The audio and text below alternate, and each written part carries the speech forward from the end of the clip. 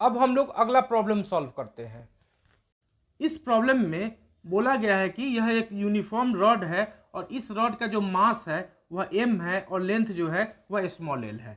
साथ ही साथ इस रॉड के इस इंड से l/3 डिस्टेंस इधर आने पे एक पॉइंट मिलता है A, और इस A पॉइंट पर एक लाइट स्ट्रिंग से बांध करके ऐसे इस रॉड को लटका दिया गया है। क्लियर है? ठीक है। तथा इस रॉड के इस इंड से l/4 डिस्टेंस इधर आ करके इस रॉड के इस पॉइंट पर हिंज कर दिया गया है। इस पॉइंट पर क्या कर दिया गया है? रॉड को हिंज्ड कर दिया गया है। क्लियर है? ताकि यह रॉड जो है इस कंडीशन में, इस हॉरिजॉन्टल कंडीशन में स्टेशनरी बना रहे। क्लियर है? और हमसे यह पूछा गया है कि इस कंडीशन में, इस स्टेशनरी कंडीशन में इस स्ट्रिंग में कितना टेंशन डेवलप कर रहा है उसे कैलकुलेट कीजिए। साथ ही साथ इस हिंज द्वारा इस कंडीशन में कितना हिंज फोर्स प्रोड्यूस किया जा रहा है उसे कैलकुलेट कीजिए। क्लियर है? तो इस प्रॉब्लम को सॉल्व करने के लिए हम लोग यह मान लेते हैं कि इस हिंज द्वारा इस समय जो हिंज फोर्स प्रोड्यूस किया जा रहा होगा ताकि यह रॉड हॉरिजॉन्टली स्टेशनरी कंडीशन में बना रहे, तो उस हिंज फोर्स को कैलकुलेट करने के लिए हम लोग करेंगे क्या कि इस समय जो भी हिंज फोर्स लग रहा होगा उस हिंज फोर्स का एक कंपोनेंट इस रॉड के लेंथ के अलोंग मानेंगे और इस कंपोनेंट को बोलेंगे H है। यानी H क्या है? इस कंडीशन में जो हिंज फोर्स लग रहा है उस हिंज फोर्स का हॉरिजॉन्टल कंपोनेंट है। क्लियर है? और साथ ही साथ उस हिंज फोर्स का जो वर्टिकल कंपोनेंट होगा उस वर्टिकल कंपोनेंट को हम लोग मान लेंगे V। क्लियर है? उस वर्टिकल कंपोनेंट को हम लोग क्या मान लेंगे? V मान लेंगे। और यह जो वर्टिकल कंपोनेंट होगा उस हिंज फोर्स का, वह कंपोनेंट इस रॉड के लेंथ पर परपेंडिकुलर होगा। क्लियर है? इस तरीके से इस हिंज द्वारा इस कंडीशन में जो हिंज फोर्स लगाया जा रहा है उस हिंज फोर्स के हॉरिजॉन्टल कंपोनेंट को हमने कितना माना? H माना। साथ ही साथ उस हिंज फोर्स के वर्टिकल कंपोनेंट को हमने कितना माना? V माना। क्लियर है? ठीक। यदि हम लोग ध्यान से देखें तो इस रॉड को इक्विलिब्रियम के कंडीशन में यानी कि स्टेशनरी कंडीशन में बनाए रखने के लिए इस स्ट्रिंग में एक टेंशन डेवलप हो रहा होगा, और उस टेंशन को यदि हम लोग T बोल दे तो हमें इस T का वैल्यू कैलकुलेट करना है, और साथ ही साथ इस हिंज द्वारा जो फोर्स लगाया जा रहा है उस फोर्स के वैल्यू को कैलकुलेट करना है। चूंकि यह रॉड हमें यूनिफॉर्म रॉड दिया गया है तो हम बोल सकते हैं कि इस रॉड का जो सेंटर ऑफ मास होगा वह कहां लाई करेगा? इस रॉड के सेंटर पे लाई करेगा। क्लियर है? ठीक है। यानी कि यदि हम लोग इस पॉइंट को, यदि हम लोग इस पॉइंट को O बोल दे तो यह मेरा O पॉइंट जो होगा वह कैसा पॉइंट होगा? इस रॉड का सेंटर होगा। क्लियर है? साथ ही साथ यह जो O पॉइंट होगा यही पॉइंट इस रॉड का सेंटर ऑफ मास कहलाएगा। क्लियर है? ठीक है। तो इस रॉड का जो वेट लगेगा वह कहां लगेगा? इस पॉइंट पे ही लगेगा। क्लियर है? और इस पॉइंट पे जो इस रॉड का वेट लगेगा वह किस डायरेक्शन में लगेगा? वर्टिकली डाउनवर्ड डायरेक्शन में लगेगा। तो इस तरीके से इस रॉड पे लगने वाले जितने सारे फोर्सेस हो सकते हैं सभी फोर्सेस को हमने यहां पे दर्शा दिया। क्लियर है? ठीक है। तो अब हम लोग दिए गए कंडीशन से इस प्रॉब्लम को सॉल्व करेंगे। क्लियर है? और कंडीशन क्या दिया गया है? कंडीशन यह दिया गया है कि यह रॉड जो है कि इस कंडीशन में, इस हॉरिजॉन्टल कंडीशन में स्टेशनरी बना हुआ है। यानी कि यह जो रॉड है यह रॉड इक्विलिब्रियम के कंडीशन में, यह रॉड किस कंडीशन में है? इक्विलिब्रियम के कंडीशन में है। क्लियर है? तो जब यह रॉड इक्विलिब्रियम के कंडीशन में होगा तो इस रॉड पे लगने वाला जो नेट फोर्स होगा वह नेट फोर्स क्या होगा?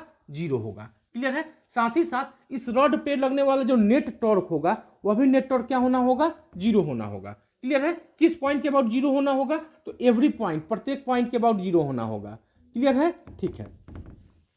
क्लियर है? ठीक है। तो अब हम लोग इस हिंज फोर्स के वैल्यू को कैलकुलेट करने के लिए और इस टेंशन के वैल्यू को कैलकुलेट करने के लिए इन्हीं दो कंडीशंस का सहारा लेंगे और आसानी से हम लोग हिंज फोर्स और टेंशन कैलकुलेट कर लेंगे। क्लियर है? ठीक है। क्लियर है? तो सबसे पहले हम लोग इस रॉड पे लगने वाले जो फोर्सेस हैं उस फोर्सेस को बैलेंस करते हैं। क्लियर है? तो इस रॉड पे लगने वाले फोर्सेस को बैलेंस करने के लिए हम लोग क्या करेंगे? रॉड पे लगने वाला जो हॉरिजॉन्टल डायरेक्शन में फोर्सेस है उसको बैलेंस करेंगे। क्लियर है? और रॉड पे लगने वाला जो वर्टिकल डायरेक्शन में फोर्सेस है उसको बैलेंस करेंगे। क्लियर है? ठीक। तो जब हम लोग इस रॉड पे लगने वाले हॉरिजॉन्टल डायरेक्शन में फोर्सेस को देखेंगे तो हमें पता चलेगा कि इस रॉड पर केवल एक फोर्स हॉरिजॉन्टल डायरेक्शन में लग रहा है, वह H है। क्लियर है? यानी कि इस H के अतिरिक्त इस रॉड पे हॉरिजॉन्टल डायरेक्शन में यानी कि इस H के जस्ट अपोजिट डायरेक्शन में कोई फोर्स नहीं लग रहा है। क्लियर है? तो हम बोल सकते हैं कि यह जो H होगा यह H कितना होगा? 0 होगा। क्लियर है? क्लियर है? ठीक है। यानी कि यह जो H मिल गया, इस H का वैल्यू हमें कितना मिल गया? 0 मिल गया। और यह H क्या है मेरा? यह जो H है इस हिंज द्वारा यहाँ पे जो हिंज फोर्स लगाया जा रहा है उस हिंज फोर्स का हॉरिजॉन्टल कंपोनेंट है। क्लियर है? ठीक है। यानी कि इस हिंज द्वारा जो हिंज फोर्स लगाया जा रहा है उस हिंज फोर्स का जो हॉरिजॉन्टल कंपोनेंट है वो हमें कितना मिल गया, 0 मिल गया। क्लियर, ठीक। अब हम लोग इस रॉड पे लगने वाले वर्टिकल डायरेक्शंस में फोर्सेस को बैलेंस करते हैं। तो हम लोग देख रहे हैं कि वर्टिकल डायरेक्शन में कौन कौन सा फोर्स लग रहा है। एक V लग रहा है जो अपवर्ड डायरेक्शन में है, एक T लग रहा है जो कि भी अपवर्ड डायरेक्शन में है, यानी कि इस रॉड पर अपवर्ड डायरेक्शन में लगने वाला जो फोर्स है वो मेरा क्या है, V है और T है, यानी कि अपवर्ड डायरेक्शन में लगने वाला जो टोटल फोर्स हो जाएगा वह कितना हो जाएगा, V + T हो जाएगा। क्लियर है, ठीक है। और यह किसके इक्वल होगा, तो जस्ट वर्टिकली डाउनवर्ड डायरेक्शन में जो फोर्स लग रहा है उसके इक्वल होगा। और वर्टिकली डाउनवर्ड डायरेक्शन में कितना फोर्स लग रहा है हमारे पास, mg लग रहा है। क्लियर है, तो V + T किसके इक्वल हो जाएगा, mg के इक्वल हो जाएगा। तो इस तरीके से हम लोगों ने वर्टिकल डायरेक्शन में जो फोर्स लग रहा है उस फोर्स से एक इक्वेशन कैलकुलेट कर लिया। चूंकि यह रॉड इक्विलिब्रियम के कंडीशन में है तो इस रॉड पर स्पेस के हर एक पॉइंट के बाद जो टॉर्क लगेगा वह टॉर्क कितना लगेगा, 0 लगेगा। क्लियर है, ठीक है। तो अब हम लोग इस रॉड पे लगने वाले टॉर्क से एक इक्वेशन कैलकुलेट करेंगे। क्लियर, ठीक है। तो चूंकि हमने यह क्या माना है कि यह रॉड इक्विलिब्रियम के कंडीशन में माना है तो इस रॉड पर स्पेस के हर एक पॉइंट के बाद कितना टॉर्क लगेगा, 0 टॉर्क लगेगा। क्लियर है, ठीक है। जब हर एक पॉइंट के अबाउट इस रॉड पर 0 टॉर्क लग रहा है तो हम लोग इस पॉइंट के अबाउट भी इस रॉड पे लगने वाला जो टॉर्क होगा वह भी कितना होगा, 0 होगा। यदि हम लोग इस पॉइंट को B बोल दे तो इस B पॉइंट के अबाउट इस रॉड पे कितना नेट टॉर्क लगेगा, 0 लगेगा। तो क्लियर है, तो हम बोल देते हैं कि इस B पॉइंट के अबाउट इस रॉड पे लगने वाला जो नेट टॉर्क है यदि वह टाउ B है तो टाउ B कितना होगा, 0 होगा। ठीक है, तो इस B पॉइंट के अबाउट इस रॉड पे लगने वाला जो नेट टॉर्क होगा वह कितना होगा, 0 होगा। क्लियर, ठीक। तो हम लोग देखते हैं कि इस B पॉइंट के अबाउट इस H फोर्स का जो टॉर्क लगेगा वह कितना लगेगा, 0 लगेगा। क्लियर है, प्लस इस B पॉइंट के अबाउट इस V फोर्स का जो टॉर्क होगा वह भी कितना होगा, 0 होगा। क्लियर है, ठीक है। प्लस इस B पॉइंट के अबाउट इस mg का जो टॉर्क होगा वह कितना हो जाएगा, mg इंटू इस mg का जो लाइन ऑफ एक्शन है वो यह लाइन ऑफ एक्शन है। इस लाइन ऑफ एक्शन पर इस B पॉइंट से जो परपेंडिकुलर डिस्टेंस होगा वो कौन सा डिस्टेंस होगा, ये डिस्टेंस होगा। क्लियर है, तो यह जो डिस्टेंस होगा यह डिस्टेंस कितना होगा, तो इस डिस्टेंस को कैलकुलेट करने के लिए हम लोग क्या करेंगे, करने के लिए हम लोग जानते क्या है कि यह जो मेरा O पॉइंट है यह O कैसा पॉइंट है, इस रॉड का मिड पॉइंट है, यह इस रॉड का सेंटर है। क्लियर है, तो इस O पॉइंट से इस इंड का जो डिस्टेंस होगा वह L/2 होगा। क्लियर है, यानी कि यहां से लेके यहां तक का यह जो डिस्टेंस है यह डिस्टेंस कितना हमारे पास है, L/2 है। और यहां से लेके यहां तक का डिस्टेंस कितना हमारे पास, L/4 है। तो यह यहां से लेके यहां तक का यह जो डिस्टेंस होगा वह कितना हो जाएगा, L/2 - L/4 कितना हो जाएगा, L/2 - L/4 हो जाएगा। क्लियर है, जब इसको सॉल्व करेंगे तो हमें क्या मिल जाएगा, L/4 मिल जाएगा। यानी कि यहां से लेके यहां तक का यह जो डिस्टेंस होगा वह कितना होगा, L/4 होगा। क्लियर है, तो इस mg का इस B पॉइंट के बाद जो टॉर्क होगा वह कितना होगा, mg इंटू यह डिस्टेंस, और यह डिस्टेंस हमारे पास कितना है, L/4 है। तो हम लोग क्या लिखेंगे, L/4। क्लियर, ठीक। और इस mg का इस B पॉइंट के बाद जो टॉर्क लग रहा है उस टॉर्क का जो डायरेक्शन का सेंस होगा वह किस सेंस में होगा, देखो यहाँ पे अपना B पॉइंट पे अपना कलम रखेंगे, mg किधर है, नीचे है, मुड़ाएंगे, या किस सेंस में मुड़ेगा, क्लॉकवाइज सेंस में मुड़ेगा। तो यह कौन सा सेंस हो गया, क्लॉकवाइज सेंस हो गया। प्लस अब हम लोग इस B पॉइंट के अबाउट इस टेंशन का टॉर्क कैलकुलेट करेंगे। क्लियर है, तो इस B पॉइंट के अबाउट इस टेंशन का जो टॉर्क होगा वह कितना हो जाएगा, टेंशन इंटू, और इस टेंशन का जो लाइन ऑफ एक्शन है वो कौन सा लाइन ऑफ एक्शन होगा, ये लाइन ऑफ एक्शन होगा। और इस लाइन ऑफ एक्शन पर इस B पॉइंट से जो परपेंडिकुलर डिस्टेंस होगा वो कौन सा डिस्टेंस होगा, ये डिस्टेंस होगा। और यह डिस्टेंस होगा कितना, तो हमारे पास पूरे रॉड का लेंथ कितना दिया गया है, L दिया गया है। क्लियर है, ठीक है। और इस L में से किसको माइनस कर दे, इस लेंथ को माइनस कर दे, यानी कि L/4 को माइनस कर दे, साथ ही साथ इस लेंथ को माइनस कर दे, यानी कि -L/3 कर दे, तो हमें कौन सा लेंथ मिल जाएगा, यहां से लेके यहां तक का लेंथ मिल जाएगा। क्लियर है, तो यहां से लेके यहां तक का यह जो लेंथ होगा वह कितना होगा, इतना होगा। और इसको जब हम लोग सॉल्व करेंगे तो हमें क्या मिल जाएगा, 12L - 3L - 4L/12 मिलेगा, यानी कि 5L/12 मिल जाएगा। कितना मिल जाएगा, 5L/12 मिल जाएगा। यानी कि इस B पॉइंट से इस A पॉइंट का जो डिस्टेंस है वह कितना है हमारे पास, 5L/12 है। क्लियर है, ठीक है। तो इस टेंशन का इस B पॉइंट के बाद जो टॉर्क होगा वह कितना होगा, T into perpendicular distance. Perpendicular distance कितना हमारे पास, 5L/12 है। हम लोग क्या लिखेंगे, 5L/12। क्लियर है, इस पॉइंट के अबाउट इस टेंशन के टॉर्क का जो सेंस होगा वह कौन सा सेंस होगा, clockwise, sorry anti clockwise sense होगा। क्लियर है, तो हम लोग यह क्या सेंस लिख देंगे, एंटी क्लॉकवाइज सेंस लिख देंगे। बराबर कितना होना चाहिए, 0 होना चाहिए। क्यों, क्योंकि यह रॉड जो है कि वह इक्विलिब्रियम के कंडीशन में है। क्लियर है, तो जब इस इक्वेशन को हम लोग सॉल्व करेंगे तो हमें आसानी से T का वैल्यू मिल जाएगा। तो सॉल्व करने के लिए मान लेते हैं कि क्लॉकवाइज सेंस जो है वह पॉजिटिव सेंस में है, तो हम लोग क्या लिखेंगे, mg इंटू L/4 लिखेंगे पॉजिटिव में। तो एंटी क्लॉकवाइज सेंस अपने आप क्या हो जाएगा, निगेटिव में हो जाएगा। तो क्या लिखेंगे, T इंटू 5L/, इस इक्वेशन को जब सॉल्व करेंगे तो हमें T बराबर क्या मिल जाएगा, mg L/5L/12। L से L कैंसिल आउट हो गया, या 4 3 इस 12 को 3 टाइम कैंसिल आउट कर देगा, तो हमें फाइनली क्या मिल जाएगा, mg 3mg/5 मिल जाएगा। क्लियर है? तो इस टेंशन का तो इस तरीके से हम लोग इस रस्सी में जो टेंशन डेवलप होगा उसे कैलकुलेट कर लेंगे। अब हमें किस चीज़ को कैलकुलेट करना है? इस हिंज द्वारा जो हिंज फोर्स लगाया जा रहा है उसे कैलकुलेट करना है। तो हिंज फोर्स को कैलकुलेट करने के लिए हम लोग एच का वैल्यू कैलकुलेट करेंगे और भी का वैल्यू कैलकुलेट करेंगे। क्लियर है? तो इस इक्वेशन से हमें एच का वैल्यू मिल गया। यहाँ पे इस सिचुएशन में इस हिंज द्वारा जो हिंज फोर्स लगाया जा रहा है उस हिंज फोर्स का जो हॉरिजॉन्टल कंपोनेंट है वो कितना मिल गया? हमें 0 मिल गया। अब हमें इस हिंज फोर्स का वर्टिकल कंपोनेंट यानी v को कैलकुलेट करना है। तो v को कैलकुलेट करने के लिए हम लोग क्या करेंगे? इस t के वैल्यू को उठा के यहाँ डाल देंगे। तो जब हम लोग इस t के वैल्यू को यहाँ से उठा के यहाँ डालेंगे तो हमें क्या मिल जाएगा? v प्लस 3mg, t का वैल्यू कितना है? 3mg/5 है। तो क्या लिखेंगे? 3mg/5 बराबर mg। तो इसको जब सॉल्व करेंगे तो v बराबर हमें क्या मिल जाएगा? mg माइनस 3mg/5 यानी क्या मिल जाएगा? 2mg/5 मिल जाएगा। यानी कि इस हिंज द्वारा जो हिंज फोर्स लगाया जा रहा है उस हिंज फोर्स का जो वर्टिकल कंपोनेंट होगा और वर्टिकल कंपोनेंट कितना हो जाएगा? 2mg/5 हो जाएगा। क्लियर है? ठीक है। तो इस तरीके से हम लोगों ने इस रस्सी में जी कितना टेंशन डेवलप हो रहा है उसे कैलकुलेट कर लिया। इस हिंज द्वारा जो हिंज फोर्स लगाया जा रहा है उस हिंज फोर्स का हॉरिजॉन्टल कंपोनेंट हमने कैलकुलेट कर लिया और हॉरिजॉन्टल कंपोनेंट हमें कितना मिल गया? 0 मिल गया। और उस हिंज फोर्स का जो वर्टिकल कंपोनेंट होगा v और उस हिंज फोर्स का जो वर्टिकल कंपोनेंट होगा उसे हम लोगों ने यहाँ कैलकुलेट कर लिया। क्लियर है? ठीक। हिंज फोर्स कितना हो जाएगा? तो हॉरिजॉन्टल कंपोनेंट तो हमारे पास 0 मिल गया, तो केवल वर्टिकल कंपोनेंट एक्टिव होगा और वर्टिकल कंपोनेंट हमारे पास कितना है? और वर्टिकल कंपोनेंट कितना हमें मिला है? 2mg/5 मिला है। तो हम लोग क्या लिख देंगे? 2mg/5 लिख देंगे। क्लियर है? तो इस समय जो हिंज फोर्स होगा वह हिंज फोर्स का वैल्यू कितना होगा? 2mg/5 होगा और वह हिंज फोर्स किस डायरेक्शन में होगा? वर्टिकल डायरेक्शन में होगा, यानी कि इस रड पर परपेंडिकुलरली अपवर्ड डायरेक्शन में लगेगा। क्लियर है? कुछ इस डायरेक्शन में लगेगा हिंज फोर्स। अब हम लोग अगला प्रॉब्लम सॉल्व करते हैं। इस प्रॉब्लम में बोला गया है कि यह एक ट्रायंगुलर प्लेट है और यह एक ऐसा ट्रायंगुलर प्लेट है जिस ट्रायंगुलर प्लेट का यह जो एंगल है यह एंगल 90 डिग्री है। क्लियर है? यानी कि यह ट्रायंगुलर प्लेट राइट एंगल का है, यानी कि यह triangular plate right angle triangular plate है। क्लियर है? और इस ट्रायंगुलर प्लेट का यह जो साइड है इस साइड का जो लेंथ दिया गया है वह स्मॉल ए दिया गया है, साथ ही साथ इस साइड का भी जो लेंथ दिया गया है वह भी स्मॉल ए दिया गया है। क्लियर है? ठीक है। और यह एंगल कितना दिया गया है? 90 डिग्री दिया गया है। क्लियर? ठीक।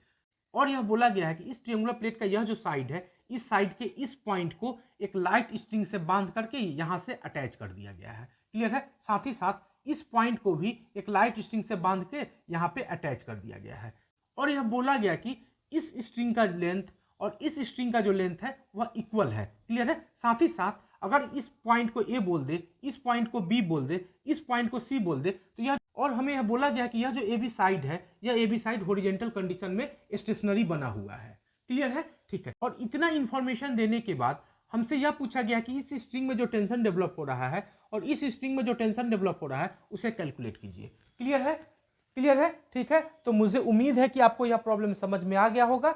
आप इस प्रॉब्लम को खुद से पहले सॉल्व कीजिए और फिर अपने आंसर को यहाँ से मैच करा लीजिए। क्लियर है? ठीक है। तो आइए हम लोग इस प्रॉब्लम को सॉल्व करते हैं। तो इस प्रॉब्लम को सॉल्व करने के लिए मान लेते हैं कि इस स्ट्रिंग में जो टेंशन डेवलप हो रहा है वह T1 डेवलप हो रहा है। क्लियर है? जबकि इस स्ट्रिंग में जो टेंशन डेवलप हो रहा है वह टेंशन T2 डेवलप हो रहा है। क्लियर है? ठीक है। और हम लोग जानते हैं कि यदि हमारे पास कोई ट्रायंगुलर प्लेट हो जिसका एक एंगल 90 डिग्री हो और दो साइड्स का लेंथ इक्वल हो, क्लियर है, तो यदि हम लोग इस पॉइंट से इस साइड पर अगर हम लोग कोई परपेंडिकुलर लाइन ड्रॉ करते हैं तो हमें जो यह पॉइंट मिलता है यह पॉइंट क्या मिलता है? इस साइड का मिड पॉइंट मिलता है। यह कौन सा पॉइंट मिलता है? मिड पॉइंट मिलता है। किस साइड का? इस साइड का। क्लियर है? ठीक। साथ ही साथ इस ट्रायंगुलर प्लेट का जो सेंटर ऑफ मास होता है वह सेंटर ऑफ मास कहाँ लाई करता है? इसी लाइन पे लाई करता है। और इस लाइन के किस पॉइंट पे लाई करता है? हम मान लेते हैं कि इस पॉइंट पे सेंटर ऑफ मास लाई कर रहा है। क्लियर है? तो इस सेंटर ऑफ मास का यहाँ से जो लेंथ होता है, यहाँ से जो लेंथ होता है वह लेंथ कितना होता है? h/3 होता है। यदि हम लोग इस लेंथ को h बोल दे तो यह लेंथ कितना हो जाता है? यहाँ से लेके यहाँ तक का यह लेंथ कितना होता है? h/3 होता है। क्लियर है? और h/3 हमें मिलता कितना है? तो यह हमारे पास कितना है? a है। यह लेंथ भी कितना हमारे पास? a है। तो यह एंगल कितना डिग्री हो जाएगा? 45 डिग्री हो जाएगा। क्लियर है? ठीक है। और यह भी एंगल कितना डिग्री हो जाएगा? 45 डिग्री हो जाएगा। तो यह जो साइड मिलेगा हमें, यह जो साइड मिलेगा, इस साइड को यदि हम लोग ओ बी बोल दे तो यह जो लेंथ ओ बी होगा, यह जो लेंथ होगा, यह लेंथ हमें कितना मिलेगा? ये इस लेंथ को हम लोग क्या बोलेंगे, ओ बी बोलेंगे। तो ओ बी हमें कितना मिल जाएगा, यह लेंथ हमारे पास कितना ए है, तो ए इंटू साइन 45 डिग्री मिल जाएगा। क्लियर है, तो हमें कितना मिल जाएगा, ए बाई रूट टू मिल जाएगा। यानी कि यह जो लेंथ मिला हमें, ओ बी का लेंथ कितना मिला, ए बाई रूट टू मिला। और सेंटर ऑफ मास कहाँ लाई करता है, इसी लेंथ, इसी लाइन पे लाई करता है। और इस लाइन पे किस पॉइंट पे लाई करता है, इस लाइन पे कहाँ पे लाई करता है, तो इस इंड से h/3 हाइट पे लाई करता है। यानी कि अगर यह पॉइंट सेंटर ऑफ मास हो तो इस पॉइंट से जो इसका हाइट होगा वह कितना होगा, h/3 होगा। और h हमने कितना कैलकुलेट कर लिया, a/√2 कैलकुलेट कर लिया। तो सेंटर ऑफ मास का जो पोजीशन होगा, यह जो लेंथ होगा, यह लेंथ कितना होगा, h/3 होगा। और h हमारे पास कितना है, a/√2 है। तो a बाई हमें कितना मिल जाएगा, 3√2 मिल जाएगा। क्लियर है, यानी कि यहाँ से जो सेंटर ऑफ मास का हाइट होगा वह कितना होगा, a/3√2 होगा। क्लियर है, ठीक है। और यहाँ से लेके यहाँ तक का यह जो हाइट है, यह हाइट हमने कितना कैलकुलेट कर लिया, a/√2 कैलकुलेट कर लिया है। तो यहाँ से लेके यहाँ तक का यह जो हाइट मिलेगा वह कितना मिलेगा, a/√2 माइनस a/3√2 मिल जाएगा। क्लियर है, ठीक है। यानी कि हमें कितना मिलेगा जब इसको सॉल्व करेंगे, तो 3a माइनस ए यानी कि 2a/3√2 मिलेगा। यानी कि √2/3 इंटू ए मिल जाएगा। क्लियर है, यानी यहाँ से लेके यहाँ तक का यह जो हाइट मिलेगा वो हमें हाइट कितना मिल जाएगा, √2/3 इंटू ए मिलेगा। और यहाँ से लेके यहाँ तक का यह जो हाइट मिलेगा वह कितना मिलेगा, a/3√2 मिलेगा। तो इस तरीके से हम कह सकते हैं कि सेंटर ऑफ जो मास होगा वह इस पॉइंट से कितना हाइट पे होगा, √2/3a हाइट पे होगा। और इस पॉइंट से इसका जो हाइट होगा वह कितना होगा, a/3√2 होगा। क्लियर है, ठीक है। तो बस इसी कॉन्सेप्ट का यूज करके हम लोग इस प्रॉब्लम को आसानी से सॉल्व कर लेंगे। तो इस केस में इसका जो सेंटर ऑफ मास होगा वह कहाँ लाई करेगा, वह इस लाइन पे लाई करेगा। और यह कौन सा लाइन होगा, यह एक वैसा लाइन होगा जो लाइन यहाँ पे कितना डिग्री का एंगल बना रहा होगा, 90 डिग्री का एंगल बना रहा होगा। क्लियर है, और यह पॉइंट क्या हो जाएगा, इस बीसी साइड का मिड पॉइंट हो जाएगा। यह कौन सा पॉइंट हो जाएगा, बीसी साइड का मिड पॉइंट हो जाएगा। क्लियर है, ठीक। और सेंटर ऑफ मास कहाँ होगा, इसी लाइन पे एग्जिस्ट करेगा। तो मान लेते हैं कि इस ट्रायंगुलर प्लेट का जो सेंटर ऑफ मास है वह यहाँ पे है। सेंटर ऑफ मास कहाँ पे है, यहाँ पे है। इस पॉइंट को यदि हम लोग O बोल दे तो O मेरा कौन सा पॉइंट है, सेंटर ऑफ मास है। क्लियर है, ठीक है। और इस पॉइंट को यदि हम लोग D बोल दे, क्लियर है, ठीक। तो यह जो OD लेंथ होगा, इस OD लेंथ को हमने यहाँ कैलकुलेट कर लिया है और हमें कितना मिल गया, a/3√2 मिल गया है। क्लियर है, तो यह जो OD लेंथ होता है वो कितना होता है, a/3√2 होता है। क्लियर है, ठीक। और वह यह जो AO लेंथ होता है, यह AO लेंथ कितना होता है, तो यह जो AO लेंथ होता है वो हमने कितना कैलकुलेट किया, √2a/3 कैलकुलेट किया है। क्लियर है, तो यह जो AO लेंथ होगा, यह AO लेंथ कितना हो जाएगा, √2a/3 हो जाएगा। बस हमें ये याद रखना है कि यहाँ से लेके यहाँ तक का, यानी कि सेंटर ऑफ मास का जो डिस्टेंस होता है, इस यानी कि इस A पॉइंट से लेके इस सेंटर ऑफ मास का जो डिस्टेंस होता है वह कितना होता है, √2a/3 होता है। और इस सेंटर ऑफ मास से लेके इस D पॉइंट का जो डिस्टेंस होता है वह कितना होता है, a/3√2 होता है। क्लियर है, बस हमें ये दोनों चीज याद होनी चाहिए हमेशा। क्लियर। और हम लोग यह जानते हैं कि इस ट्रायंगुलर प्लेट का जो वेट होगा वह कहाँ लगेगा, इस O पॉइंट पे लगेगा। तो मान लेते हैं कि इस ट्रायंगुलर प्लेट का जो वेट लग रहा है वह किधर लग रहा है, वर्टिकली डाउनवर्ड डायरेक्शन में लग रहा है। और वह कितना है, mg है। क्यों, क्योंकि हमने इस ट्रायंगुलर प्लेट के मास को m माना है।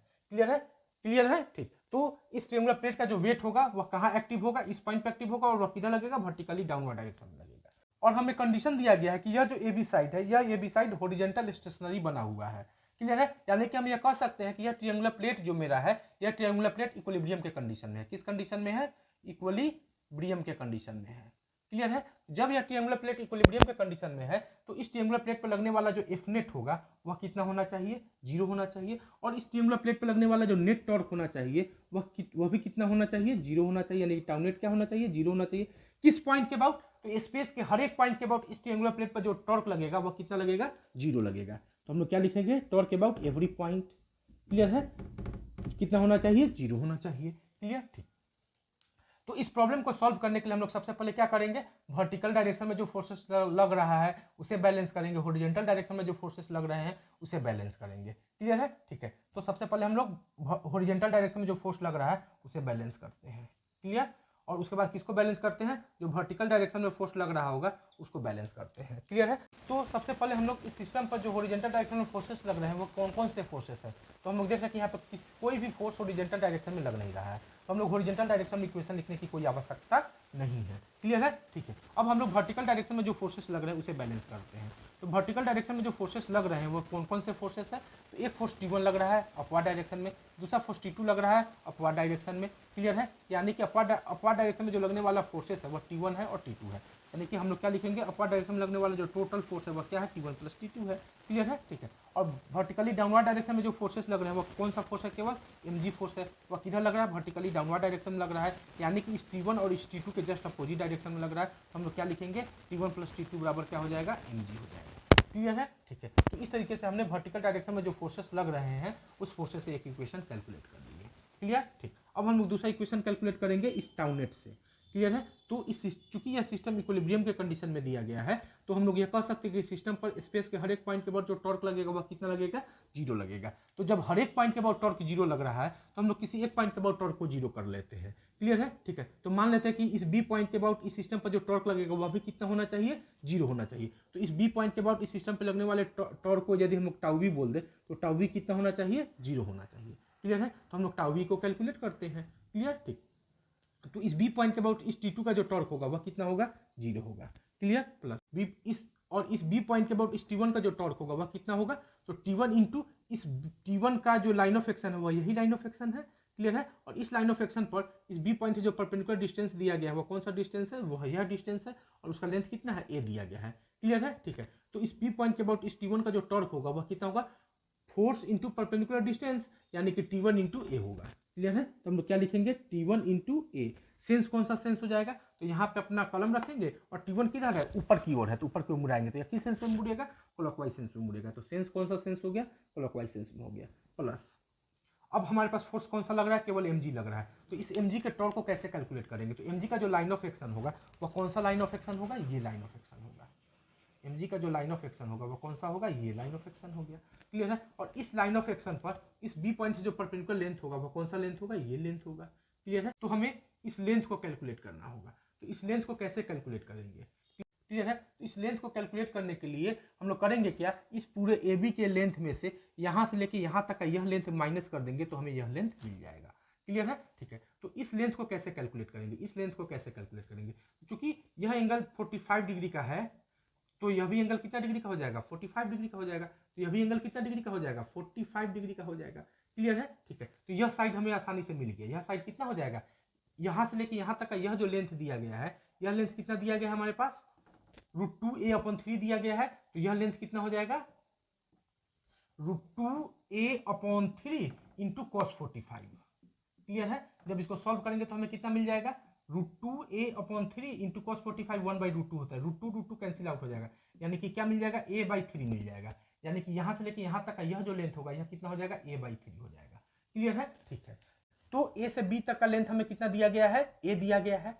क्लियर है, क्लियर है, ठीक है। और इस ए पॉइंट से लेके इस पॉइंट तक का, इस पॉइंट को यदि हम लोग ई बोल दे तो इस ए से लेके ई तक का जो लेंथ हमने कैलकुलेट कर लिया वो कितना कैलकुलेट कर लिया, a/3 कैलकुलेट कर लिया। क्लियर है, तो जब हम लोग यहाँ से लेके यहाँ तक के लेंथ में से यहाँ से लेके यहाँ तक का लेंथ घटा देंगे तो हमें यहाँ से लेके यहाँ तक का लेंथ मिल जाएगा। क्लियर है, यानी कि ई से लेके बी तक का जो लेंथ होगा वह कितना होगा, पूरा लेंथ ए है, पूरे लेंथ में से किसको घटा दे, इस लेंथ को घटा दे, यानी कि a/3 को घटा देंगे तो हमें क्या मिल जाएगा, यहाँ से लेके यहाँ तक का लेंथ मिल जाएगा। क्लियर है, तो यहाँ ई से लेकर बी तक का जो लेंथ होगा वो कितना हो जाएगा, a - a/3, यानी कि कितना हो जाएगा, 2a/3 हो जाएगा। यानी कि यहाँ से लेके यहाँ तक का यह जो लेंथ मिला वो हमें कितना मिला, 2a/3 मिल गया। क्लियर है, तो इस mg का इस बी पॉइंट के बाद जो टॉर्क होगा वह कितना हो जाएगा, फोर्स कितना हमारे पास, mg है, तो हम लोग क्या लिखेंगे, mg इंटू फोर्स के लाइन ऑफ एक्शन पर, फोर्स का जो लाइन ऑफ एक्शन है वह यही लाइन ऑफ एक्शन है ना, इस लाइन ऑफ एक्शन पर इस बी पॉइंट से जो परपेंडिकुलर लेंथ है वह कितना हमने कैलकुलेट किया, 2a/3, तो क्या लिखेंगे, 2a/3। सेंस कौन सा सेंस हो जाएगा, तो यहाँ पे अपना कलम रखेंगे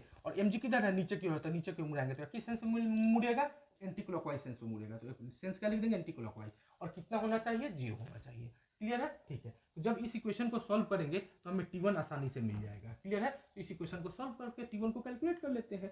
तो मान लेते हैं कि क्लॉकवाइज सेंस पॉजिटिव है, तो यह क्या मिल जाएगा, T1 इंटू ए पॉजिटिव मिल जाएगा। तो यह एंटी क्लॉकवाइज सेंस अपने आप क्या हो जाएगा, निगेटिव हो जाएगा। तो हम लोग क्या लिखेंगे, -2mga/3 लिखेंगे। क्लियर है, बराबर क्या कर देंगे, 0। यहाँ से T1 हमें मिल जाएगा, T1 हमें कितना मिल जाएगा, T1 मिल जाएगा 2mga/3 इंटू नीचे क्या हो जाएगा, ए हो जाएगा, ए से ए कैंसिल आउट हो जाएगा, तो हमें क्या मिल जाएगा, 2mg/3 मिल जाएगा। यानी कि T1 का वैल्यू हमें कितना मिल गया, 2mg/3 मिल गया। यानी कि स्ट्रिंग में जो टेंशन डेवलप होगा वह कितना हो जाएगा 2mg/3 हो जाएगा। अब हमें कैलकुलेट करना है कि इस स्ट्रिंग में कितना टेंशन डेवलप हो रहा है। क्लियर है? तो हम लोग इस स्ट्रिंग में टेंशन को कैलकुलेट करने के लिए हम लोग क्या करेंगे, इस T1 को वैल्यू को उठा के यहाँ डाल देंगे, यहाँ डाल देंगे। क्लियर है? यहाँ डाल देते हैं तो हमें T2 का वैल्यू आसानी से मिल जाएगा।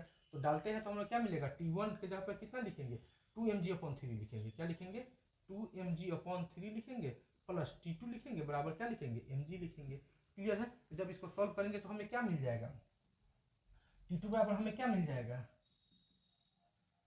T2 बराबर हमें क्या मिल जाएगा जब इसको सॉल्व करेंगे तो mg minus 2mg/3, mg minus 2mg/3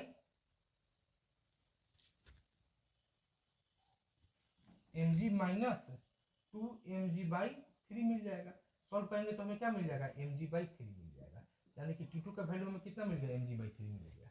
clear है? यानी कि इस स्ट्रिंग में जो टेंशन डेवलप होगा वह कितना होगा mg/3 होगा। क्लियर? ठीक है। तो इस तरीके से हमने इस स्ट्रिंग में जो टेंशन डेवलप हो रहा है उसे कैलकुलेट कर लिया, इस स्ट्रिंग में जो टेंशन डेवलप हो रहा है उसे कैलकुलेट कर लिया। क्लियर है? तो इस तरीके से हम लोग इस प्रॉब्लम को सॉल्व करेंगे। क्लियर?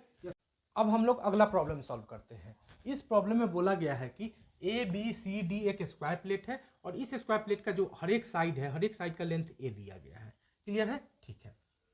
और हमें यह बोला गया है कि इस स्क्वायर प्लेट का यह जो इंड है, इस इंड को एक लाइट स्ट्रिंग से बांध करके यहाँ पे लटका दिया गया है, जबकि इस इंड को भी एक लाइट स्ट्रिंग से बांध करके यहाँ पे लटका दिया गया है। क्लियर है? ठीक है।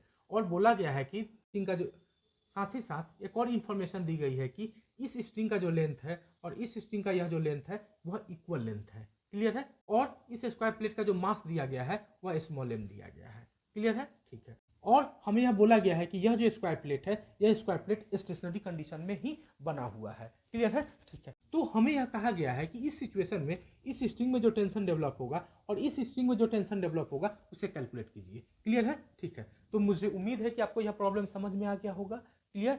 आप इस प्रॉब्लम को यहीं पे इस वीडियो को रोक करके खुद से सॉल्व कीजिए। क्लियर है? और सॉल्व करने के बाद अपने आंसर को मैच करा लीजिए। तो आइए हम लोग इस प्रॉब्लम को सॉल्व करते हैं। क्लियर? ठीक। तो इस प्रॉब्लम को सॉल्व करने के लिए मान लिए कि इस स्ट्रिंग में जो टेंशन डेवलप हो रहा है वह T1 है और इस स्ट्रिंग में जो टेंशन डेवलप हो रहा है वह कितना है T2 है। क्लियर है? ठीक। क्योंकि यह जो स्क्वायर प्लेट है, यह square plate uniform square plate दिया गया है, तो इस स्क्वायर प्लेट का जो सेंटर ऑफ मास होगा वह कहाँ लाई करेगा, इनके डायगोनल्स के इंटरसेक्शन पॉइंट पे लाई करेगा। क्लियर है? इनके कहाँ लाई करेगा, इनके डायगोनल के इंटरसेक्शन पॉइंट पे लाई करेगा।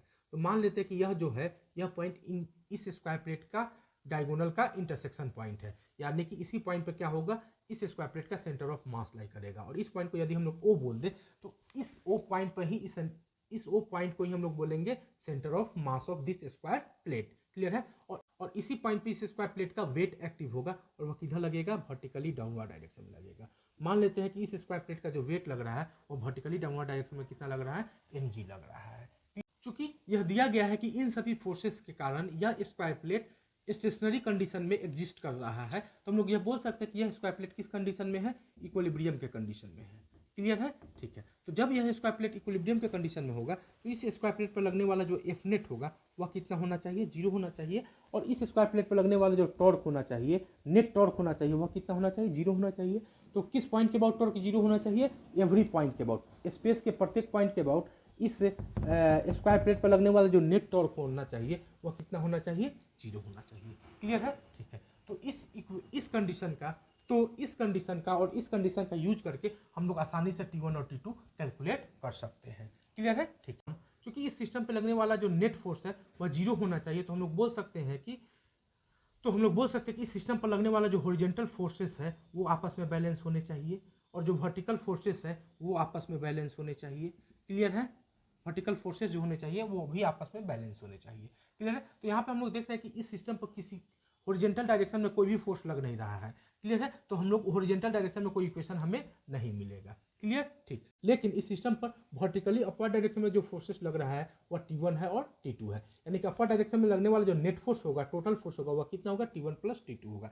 हम लोग क्या लिखेंगे, T1 प्लस T2 लिखेंगे। वह किसके इक्वल होगा, वर्टिकली डाउनवर्ड डायरेक्शन में जो फोर्स लग रहा है उसके इक्वल होगा। तो वर्टिकली डाउनवर्ड डायरेक्शन में कौन सा फोर्स लग रहा है, केवल mg लग रहा है, तो mg के क्या होगा, यह इक्वल होगा। क्लियर है? ठीक है। तो इस कंडीशन से, इस एफनेट के कंडीशन, एफनेट इक्वल टू 0 के कंडीशन से हमें क्या मिल गया, T1 प्लस T2 बराबर mg मिल गया। क्लियर है? ये हमें एक इक्वेशन मिल गया। क्लियर है? ठीक, चूंकि यह स्क्वायर प्लेट इक्विलिब्रियम के कंडीशन में दिया गया है तो हम लोग इस कंडीशन का यूज करके आसानी से दूसरा इक्वेशन कैलकुलेट कर सकते हैं। क्लियर है? ठीक है, तो इस कंडीशन में क्या दिया गया है कि इस सिस्टम पे लगने वाला जो टॉर्क होगा वो स्पेस के हर एक पॉइंट के अबाउट कितना होगा, 0 होगा। क्लियर है? तो जब हर एक पॉइंट के अबाउट टॉर्क इस सिस्टम पर 0 लग रहा है तो हम लोग इस ए पॉइंट के अबाउट भी बोल सकते हैं कि सिस्टम पर लगने वाला जो नेट टॉर्क होगा वह कितना होगा, 0 होगा। तो हम लोग क्या लिख सकते हैं, टाउ ए बराबर क्या लिख सकते हैं, 0 लिख सकते हैं। तो अब हम लोग इस ए पॉइंट के अबाउट इस सिस्टम पर लगने वाले नेट टॉर्क को कैलकुलेट करते हैं। क्लियर है? ठीक है, तो इस सिस्टम पर लगने वाला, तो इस सिस्टम पर इस ए पॉइंट के अबाउट लगने वाला जो टॉर्क होगा वो कौन कौन सा टॉर्क होगा, एक T1 का टॉर्क होगा। तो इस T1 का इस ए पॉइंट के बाद जो टॉर्क होगा वह कितना होगा, 0 होगा। तो हम लोग क्या लिखेंगे, 0 प्लस इस ए पॉइंट के अबाउट इस T2 का जो टॉर्क होगा वह कितना होगा, T2 इंटू T2 का जो लाइन ऑफ एक्शन है वह यह लाइन ऑफ एक्शन है, और इस लाइन ऑफ एक्शन पर जो परपेंडिकुलर डिस्टेंस होगा वो कौन सा डिस्टेंस होगा, ये डिस्टेंस होगा। और यह डिस्टेंस कितना दिया गया, हमें ए दिया गया है। यह डिस्टेंस हमें कितना दिया गया है, ए दिया गया है। क्लियर है? ठीक है, तो इस T2 का इस ए पॉइंट के बाद जो टॉर्क होगा वह कितना होगा, T2 इंटू ए हो जाएगा। कितना हो जाएगा, T2 इंटू ए हो जाएगा। क्लियर है? और यह किस सेंस में होगा, तो सेंस को कैलकुलेट करने के लिए यहाँ पे अपना कलम रखेंगे और T2 किधर है, ऊपर है, तो ऊपर की ओर मुड़ा देंगे। तो यह किस सेंस में मुड़ जाएगा, क्लॉकवाइज सेंस में मुड़ जाएगा। क्लियर है? ठीक, अब हमारे पास कौन सा फोर्स बच गया, यह mg फोर्स बच गया। तो इस mg के टॉर्क को निकालने के लिए हम लोग क्या करेंगे, mg का जो लाइन ऑफ एक्शन है वह यह लाइन ऑफ एक्शन है। क्लियर है? और इस लाइन ऑफ एक्शन पर इस ए पॉइंट जो परपेंडिकुलर डिस्टेंस है वह कौन सा डिस्टेंस है, ये डिस्टेंस है। और यह डिस्टेंस होगा कितना, तो यह पूरा लेंथ a है, तो यह डिस्टेंस कितना हो जाएगा, a/2 हो जाएगा। क्यों? क्योंकि mg का यह जो लाइन ऑफ एक्शन है, यह लाइन ऑफ एक्शन इस साइड के मिड पॉइंट को टच करता है। क्लियर है? यानी कि यह कौन सा पॉइंट होगा, इस AB का मिड पॉइंट होगा। क्लियर? ठीक, तो इस mg का इस ए पॉइंट के बाद जो टॉर्क होगा वह कितना होगा, mg इंटू इस mg के लाइन ऑफ एक्शन पर इस ए पॉइंट से जो पर्टिकुलर डिस्टेंस है वह कितना है, a/2। mg इंटू क्या लिखेंगे, a/2। और इस mg के इस टॉर्क का जो सेंस होगा वह किस सेंस में होगा, तो यहाँ पे अपना कलम रखेंगे, mg किधर है, नीचे है, मुड़ाएंगे। किस सेंस में मुड़ा, क्लॉकवाइज सेंस में मुड़ा। तो हम लोग यहाँ पे कौन सा सिंबल दे देंगे, क्लॉकवाइज सिंबल दे देंगे। बराबर कितना होना चाहिए, 0 होना चाहिए।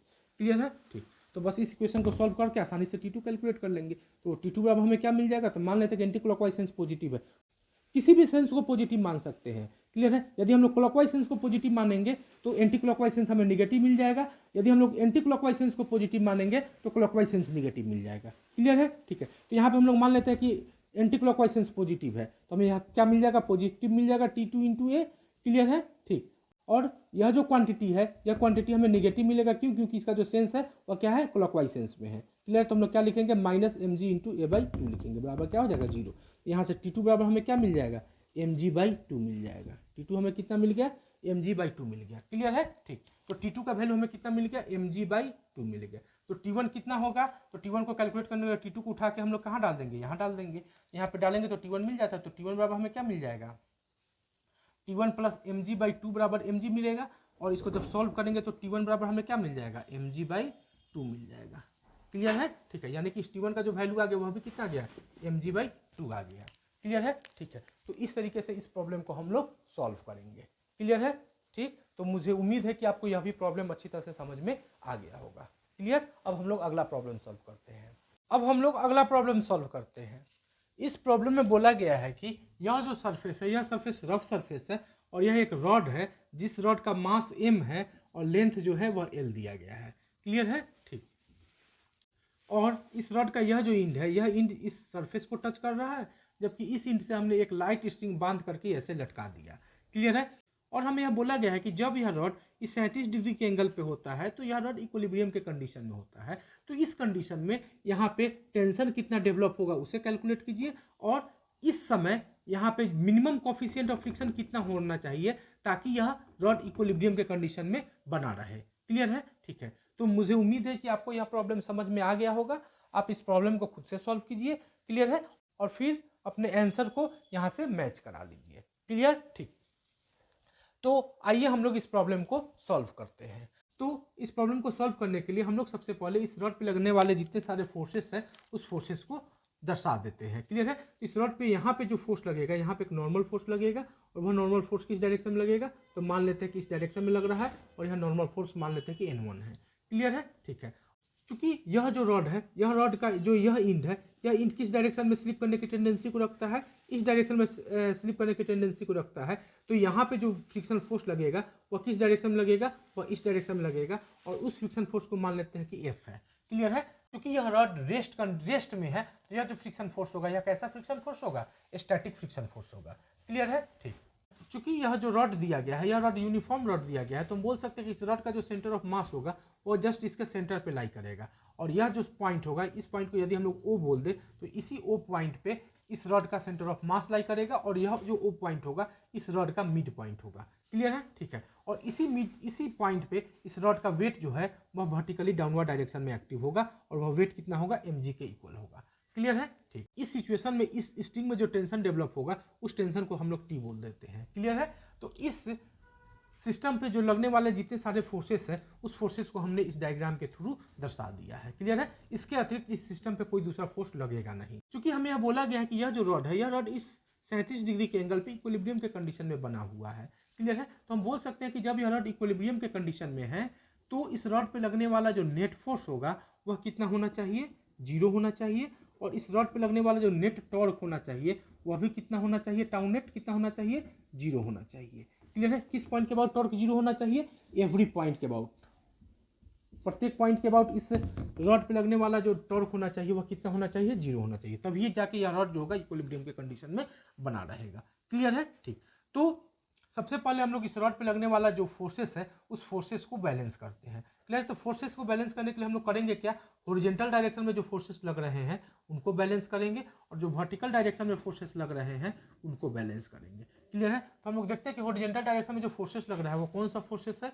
इस पॉइंट पर केवल इस डायरेक्शन में एक हॉरिजॉन्टल फोर्स लग रहा है, वो कौन सा फोर्स है, फ्रिक्शनल फोर्स है, और वह कितना है, एफ है। और यह जो एफ होगा या फ्रिक्शन फोर्स होगा वह किसके इक्वल होगा। क्लियर है? और इस फ्रिक्शन फोर्स के जस्ट अपोजिट डायरेक्शन में कोई फोर्स लग रहा है तो मेरा आंसर होगा नहीं। क्लियर है? तो हम लोग बोल सकते हैं कि यह जो फ्रिक्शन फोर्स होगा वह किसके इक्वल होगा, 0 के इक्वल होगा। क्लियर है? ठीक है। अब हम लोग वर्टिकल डायरेक्शन में जो फोर्सेस लग रहे हैं उसको ध्यान से देखते हैं। तो वर्टिकल डायरेक्शन में जो लगने वाला फोर्स है वह एन है, और यह कौन सा है, टी है, और यह कौन सा फोर्स है, mg है। तो वर्टिकली अपवर्ड डायरेक्शन में जो फोर्स लग रहा है वह कौन सा लग रहा है, एन लग रहा है और टी लग रहा है। क्लियर है? तो हम लोग बोल सकते हैं कि अपवर्ड डायरेक्शन में लगने वाला जो नेट फोर्स है वह कितना है, n+t होगा, और डाउनवर्ड डायरेक्शन में जो लगने वाला नेट फोर्स है वह कितना है, mg है। तो यह किसके इक्वल हो जाएगा, n+t के इक्वल हो जाएगा। क्लियर है? तो हम लोग बोल सकते हैं कि n+t बराबर क्या हो जाएगा, mg हो जाएगा। क्लियर है? ठीक। तो इस तरीके से हम लोग बोल सकते हैं कि एफ नेट 0 कब होगा, जब फ्रिक्शन फोर्स 0 हो और n+t का वैल्यू किसके इक्वल हो जाए, mg के इक्वल हो जाए, तभी जाके इस सिस्टम पे लगने वाला जो नेट फोर्स होगा वह कितना होगा, 0 होगा। क्लियर है? चूंकि यह रॉड इक्विलिब्रियम के कंडीशन में दिया गया है तो हम लोग कह सकते हैं कि स्पेस के हर एक पॉइंट के अबाउट इस रॉड पे लगने वाला जो नेट टॉर्क होगा वह कितना होगा, 0 होगा। क्लियर है? जब हर एक पॉइंट के अबाउट इस रॉड पे लगने वाला नेट टॉर्क 0 है तो इस पॉइंट के अबाउट भी इस रॉड पे लगने वाला जो नेट टॉर्क होगा वह कितना होगा, 0 होगा। यदि हम लोग इस पॉइंट को ए बोल दे तो ए पॉइंट के अबाउट इस रॉड पे लगने वाला जो नेट टॉर्क होगा वह कितना होगा, 0 होगा। तो ए पॉइंट के अबाउट लगने वाले टॉर्क को यदि हम लोग टाउ ए बोल दे तो टाउ ए बराबर कितना लिखेंगे, 0 लिखेंगे। क्लियर है? ठीक है। अब हम लोग टाउ ए को कैलकुलेट करते हैं। तो हम लोग देखते हैं कि इस ए पॉइंट के अबाउट इस फ्रिक्शन फोर्स का जो टॉर्क होगा वह कितना होगा, 0 होगा। तो हम लोग क्या लिखेंगे, 0 प्लस इस ए पॉइंट के अबाउट इस नॉर्मल का जो टॉर्क होगा वह भी कितना होगा, 0 होगा। तो हम लोग क्या लिखेंगे, 0 प्लस 0। क्लियर है? इस ए पॉइंट के अबाउट इस mg का जो टॉर्क होगा वह कितना होगा, तो mg का जो लाइन ऑफ एक्शन है वह यही लाइन ऑफ एक्शन है। इस लाइन ऑफ एक्शन पर इस पॉइंट से जो परपेंडिकुलर डिस्टेंस है वह कौन सा डिस्टेंस होगा, ये डिस्टेंस होगा, और यह डिस्टेंस होगा कितना, तो यह एंगल 37 डिग्री है। तो यह जो और यह लेंथ कितना होगा, l/2 होगा। तो यह जो लेंथ मिलेगा वो हमें कितना मिल जाएगा, l/2 cos 37 डिग्री मिल जाएगा। क्लियर है? तो इस mg का इस ए पॉइंट के बाद जो टॉर्क होगा वह कितना हो जाएगा, mg into l/2 cos 37 degree. हम लोग क्या लिखेंगे, तो हम लोग क्या लिखेंगे, mg into l/2 into cos 37 degree लिखेंगे। और यह किस सेंस में होगा, तो यहाँ पे एफ अपना कलम रखेंगे, mg किधर है, नीचे है, तो मुड़ा देंगे। किस सेंस में मुड़ा, क्लॉकवाइज सेंस में मुड़ा, तो हम लोग सेंस क्या दे देंगे, क्लॉकवाइज दे देंगे प्लस। अब हमारे पास कौन सा फोर्स बचा, यह टी बचा।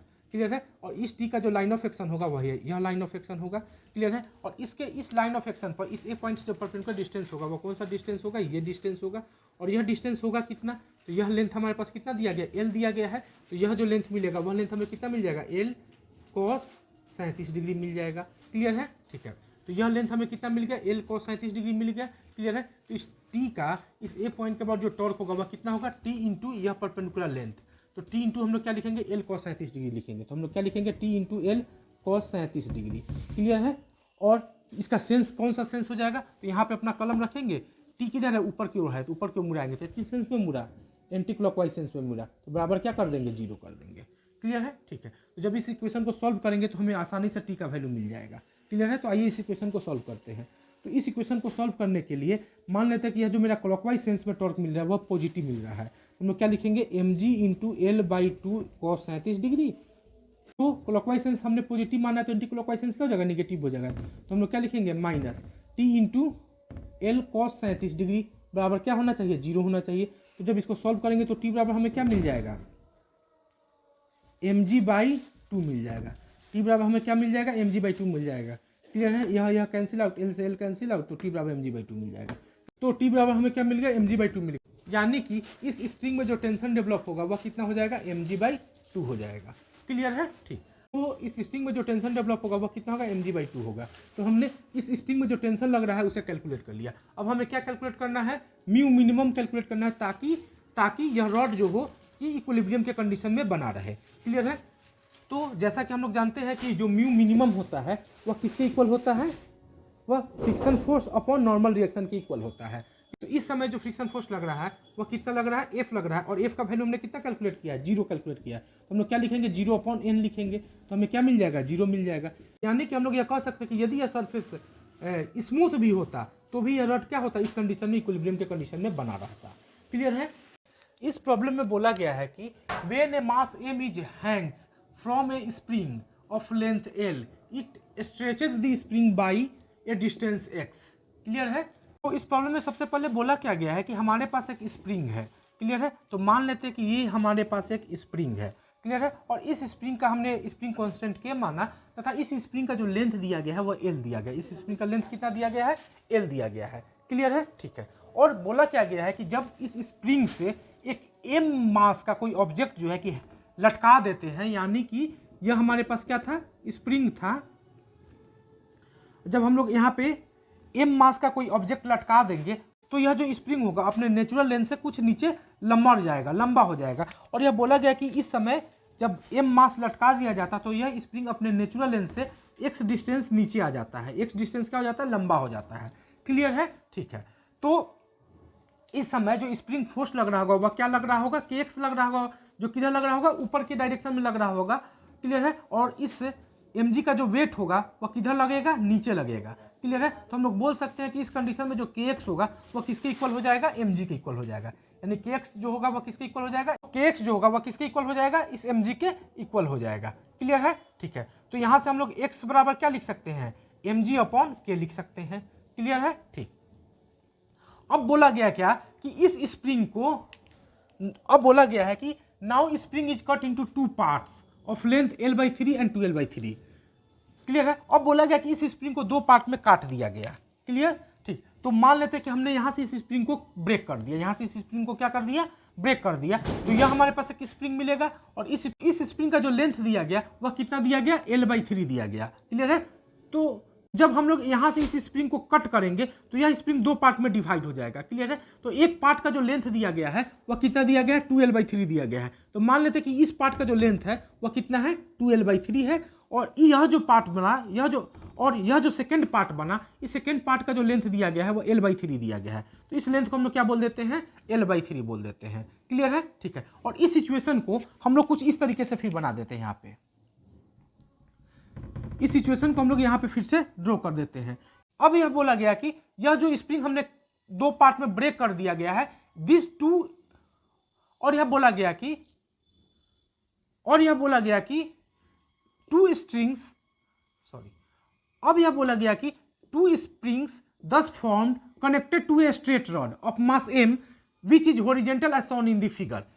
यानी कि इस पॉइंट से जब हमने इस स्प्रिंग को कट किया तो यह जो स्प्रिंग का पार्ट मिला और यह जो स्प्रिंग का पार्ट मिला वह कुछ यहाँ पे दर्शा दिया गया है ऐसे। क्लियर है, और यहाँ पे हम लोग जो है कि इस मास को हटा करके एक स्ट्रेट रॉड ऐसे लगा देते हैं, एक क्या लगा देते हैं, स्ट्रेट रॉड लगा देते हैं। क्लियर है, और इस पॉइंट का और इस पॉइंट के बीच का जो डिस्टेंस दिया गया वह डिस्टेंस कितना दिया गया, l दिया गया।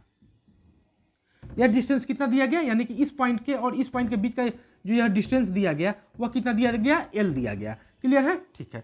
तो और इस रॉड का भी मास कितना दिया गया है, m दिया गया है। क्लियर है, ठीक। इस रॉड का भी मास कितना दिया गया है, m दिया गया है। क्लियर है, ठीक है।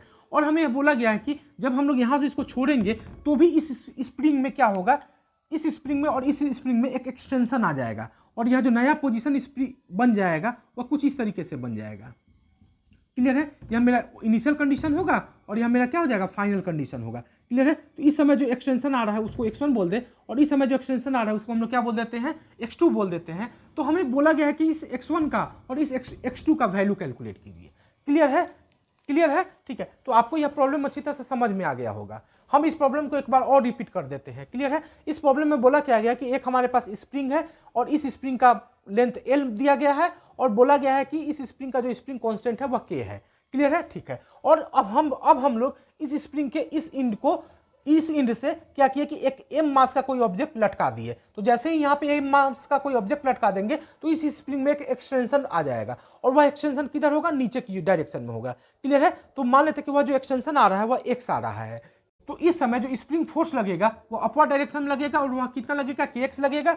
और इस मास का जो वेट लगेगा वो वर्टिकली डाउनवर्ड डायरेक्शन में लगेगा और वह कितना लगेगा, mg लगेगा। यानी हम कह सकते हैं कि kx किसके इक्वल हो जाएगा, mg के इक्वल हो जाएगा। क्लियर है, ठीक।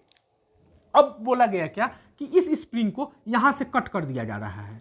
क्लियर है, यहां से क्या कर दिया जा रहा है, कट कर दिया जा रहा है। तो ऊपर वाला जो लेंथ हमें मिल रहा है वह 12/3 मिल रहा है और नीचे वाला जो यह लेंथ मिल रहा है वह L/3 मिल रहा है। तो कट करने के उपरांत यह जो लेंथ 12/3 मिला उस स्प्रिंग को हमने यहां दर्शा दिया। यानी कि इस स्प्रिंग का जो लेंथ है वह कितना है, 12/3 है।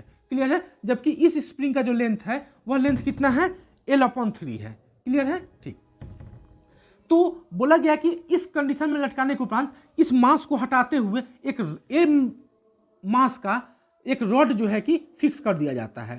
क्लियर है, और जैसे ही m मास का एक रॉड यहाँ पे फिक्स कर दिया जाता है और रिलीज कर दिया जाता है तो इस स्प्रिंग में एक्सटेंशन x1 आ जाता है और इस स्प्रिंग में एक्सटेंशन x2 आ जाता है। तो हमें यह बोला गया है कि जब यह इक्विलिब्रियम के कंडीशन में पहुंच जा रहा है तो इस x1 का वैल्यू और इस x2 का वैल्यू कैलकुलेट करके बताइए। क्लियर है, ठीक है। तो मुझे उम्मीद है कि आपको यह प्रॉब्लम जो है अच्छी तरह से क्लियर हो गया होगा। क्लियर है, ठीक।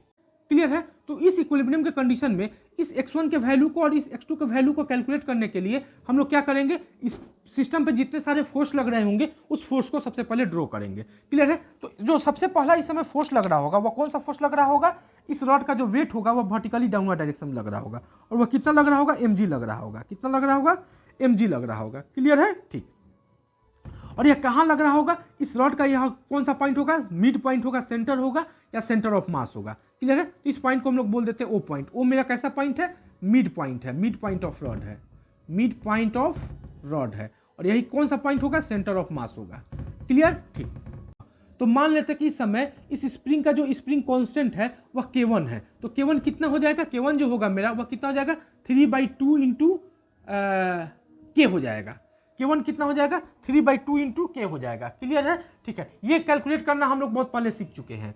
और मान लेते हैं कि इस स्प्रिंग का इस समय जो स्प्रिंग कांस्टेंट है वह K2 है। तो K2 हमें कितना हो जाएगा, 3 इंटू K हो जाएगा। क्लियर है, जहाँ K कौन सा क्वांटिटी है, ये वाला K है। क्लियर, ठीक। ये हम लोग कैलकुलेट करना बहुत पहले सीख चुके हैं। यहाँ पे हम लोग उस कॉन्सेप्ट पे नहीं जा रहे हैं। क्लियर है, यानी कि इस स्प्रिंग का जो स्प्रिंग कांस्टेंट होगा वह कितना होगा, 3/2 K होगा और इस स्प्रिंग का जो स्प्रिंग कांस्टेंट होगा वह कितना होगा, 3K होगा। क्लियर है, ठीक है। तो इस चूंकि यह जो स्प्रिंग है यह स्प्रिंग इक्विलिब्रियम के कंडीशन में कितना नीचे डिस्प्लेस हो जा रहा है, इनिशियल पोजीशन से x1 डिस्प्लेसमेंट आ जा रहा है। क्लियर है, क्लियर है, ठीक है। तो इस स्प्रिंग में जो स्प्रिंग फोर्स प्रोड्यूस होगा वह कितना प्रोड्यूस होगा, K1 इंटू x1 होगा और वह किस डायरेक्शन में होगा, अपवर्ड डायरेक्शन में होगा। क्लियर है, ठीक है। और यह जो स्प्रिंग है यह स्प्रिंग अपने इनिशियल कंडीशन से कितना नीचे डिस्प्लेस हो जा रहा है, x2 डिस्प्लेस हो जा रहा है। क्लियर है, तो इस स्प्रिंग में जो स्प्रिंग फोर्स प्रोड्यूस होगा वह कितना हो जाएगा, K2 इंटू x2 हो जाएगा। क्लियर है, ठीक है। तो इक्विलिब्रियम के कंडीशन में इस सिस्टम पे लगने वाले जितने सारे फोर्स पॉसिबल हो सकते हैं सभी फोर्सेस को हमने यहाँ पे दर्शा दिया। क्लियर है, तो अब हम लोग इक्विलिब्रियम का जो कंडीशन होता है उसे अप्लाई करते हैं। क्लियर है, ठीक। तो इस फाइनल सिचुएशन में यह रॉड जो है वो हमें इक्विलिब्रियम के कंडीशन में दिया गया है। तो हम लोग बोल सकते हैं कि इक्विलिब्रियम के कंडीशन में इस रॉड पे लगने वाला जो नेट फोर्स होगा वह कितना होना चाहिए, 0 होना चाहिए। और इस रॉड पे लगने वाला जो नेट टॉर्क होना चाहिए वो भी कितना होना चाहिए, 0 होना चाहिए। किस पॉइंट के अबाउट टॉर्क 0 होना चाहिए, एवरी पॉइंट के अबाउट टॉर्क 0 होना चाहिए। क्लियर है, ठीक है। क्या सिस्टम इक्विलिब्रियम के कंडीशन में है तो इस सिस्टम पे लगने वाला जो एफ नेट है वह कितना होना चाहिए, जीरो होना चाहिए। तो एफ नेट को जीरो करने के लिए हॉरिजॉन्टल डायरेक्शन में जो फोर्सेस होने चाहिए वो फोर्सेस आपस में क्या करेंगे, बैलेंस होंगे, और जो वर्टिकल डायरेक्शन में जो फोर्सेस होंगे वो भी फोर्सेस आपस में क्या हो जाएंगे, बैलेंस हो करेंगे एक दूसरे को। क्लियर है। तो हम लोग यहाँ पे देखेंगे कि हॉरिजॉन्टल डायरेक्शन में कौन कौन सा फोर्स लग रहा है। तो हम लोग देखते हैं कि इस हॉरिजॉन्टल डायरेक्शन में कोई फोर्स नहीं लग रहा है। तो हम लोग यहाँ देखेंगे कि इस समय हॉरिजॉन्टल डायरेक्शन में कोई फोर्स नहीं लग रहा है। जब हॉरिजॉन्टल डायरेक्शन में कोई फोर्स लग ही नहीं रहा है तो हॉरिजॉन्टल डायरेक्शन की इक्वेशन को हम लोग लिख ही नहीं पाएंगे। क्लियर है। ठीक है। अब हम लोग वर्टिकल डायरेक्शन में लगने वाले फोर्सेस को देखते हैं।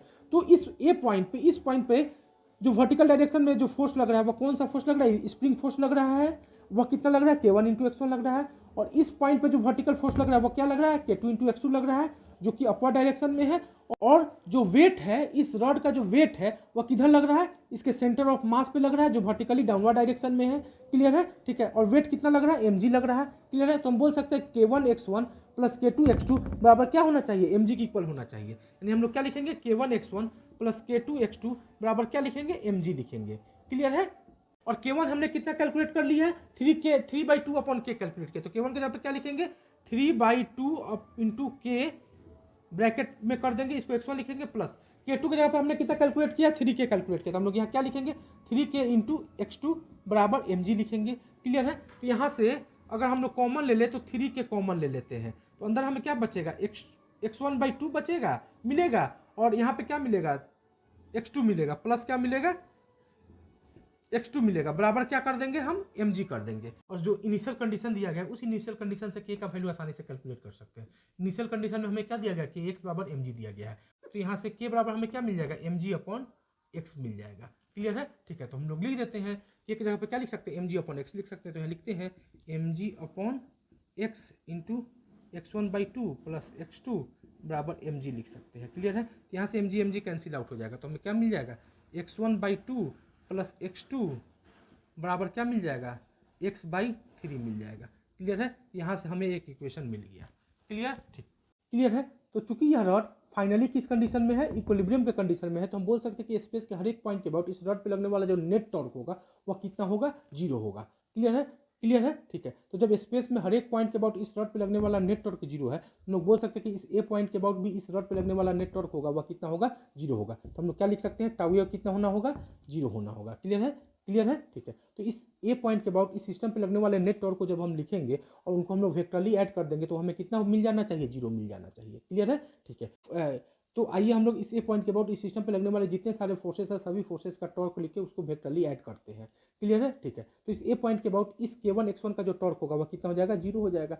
क्योंकि यह जो K1 X1 फोर्स है वह कहाँ से होकर गुजर रहा है, इसी पॉइंट से होकर गुजर रहा है। क्लियर है। ठीक है।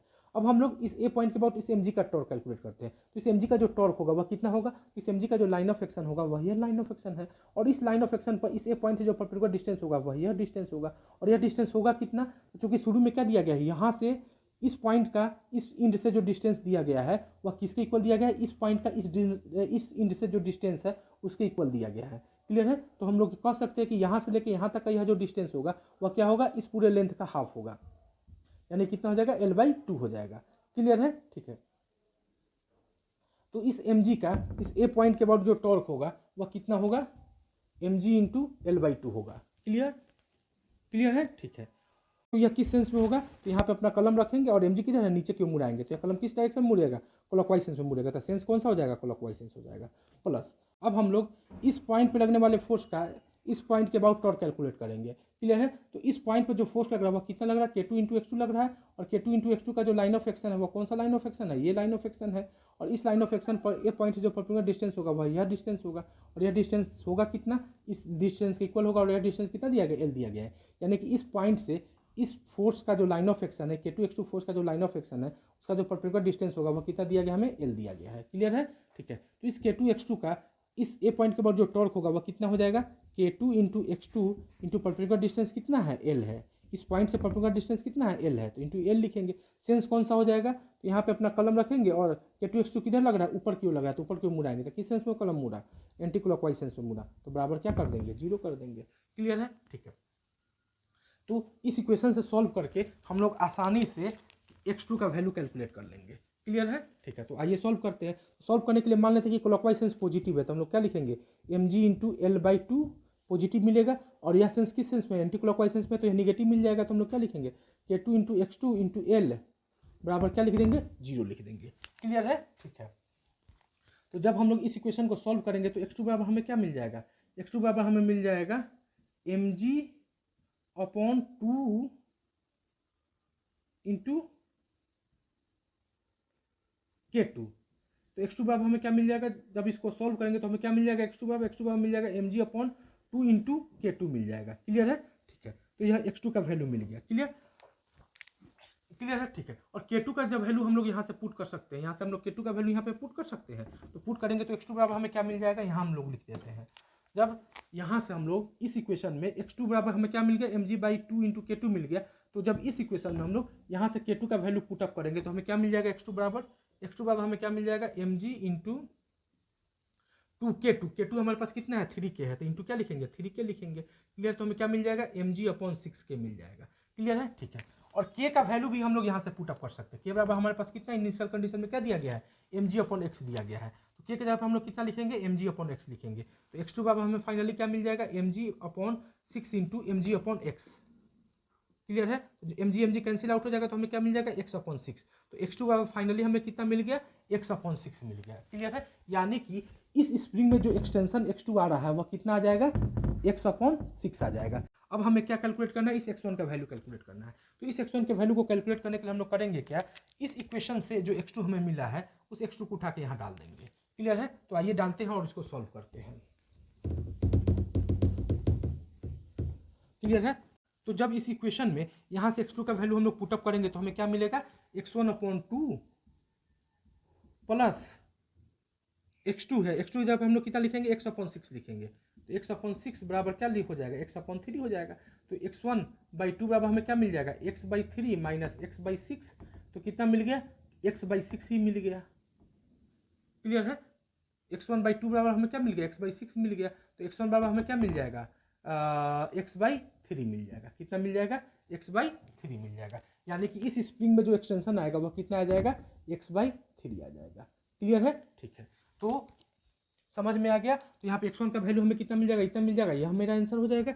यहाँ पे x2 का वैल्यू कितना मिल जाएगा, यह x/6 मिलेगा और यह मेरा आंसर हो जाएगा। क्लियर है, तो इस स्प्रिंग में जो एक्सटेंशन आएगा वह कितना आएगा, x अपॉन 3 आएगा, और इस स्प्रिंग में जो एक्सटेंशन आएगा वह कितना आएगा, x अपॉन 6 आएगा। क्लियर है, ठीक है। तो इस तरीके से हम लोग इस इक्वेशन को सॉल्व करेंगे। Clear, okay, thank you.